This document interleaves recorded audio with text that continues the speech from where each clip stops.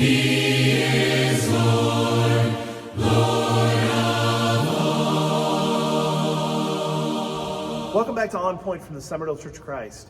I love studying through the book of 1 Timothy. I was told as a young preacher once that preachers should read 1 and 2 Timothy and Titus every single week as if the letter was written directly to them. I think that's a good practice. I haven't always done that, but I love reading through these books because it encourages me as a preacher.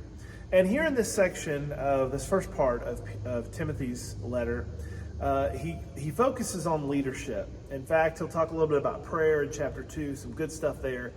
And when you get to chapter 3, he talks about appointing elders. And I wanted to just spend a moment reflecting on this in our time together today. There's a reason why qualities are given for elders and deacons. And not just here, he does the same thing to Titus and Paul and Timothy and Titus, and all these preachers would have known that they needed good leaders around them. They need to surround themselves with good shepherds, men that can lead the flock. And so it would make sense that there would be a list of qualities or characteristics that are necessary in such a leader. Paul does a great service to the church by saying, here's a list of things I think you need to be looking for, and some things that maybe you need to avoid when you're looking for someone to lead the congregation. Beyond the qualities and characteristics, I want to speak to the fact that there are a lot of men who serve in leadership capacities in the church. And it's hard for us because sometimes we may disagree with something that's said or done, or we may feel like we could offer some better alternative.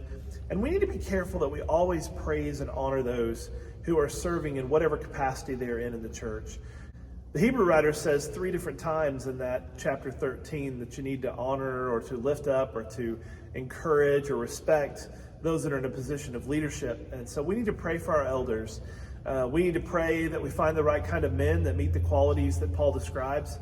And we also need to be praying that we, if we are a man and the work of the Lord, we want to serve God to the highest capacity, that we'll look at those qualities and say, even if I never am asked, even though I may never desire the position, here are some good qualities that I need to follow. And let's spend some quality time in prayer for our leaders and for the future leaders of the church.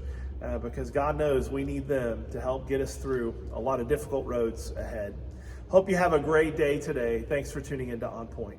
The storm, He is Lord, Lord of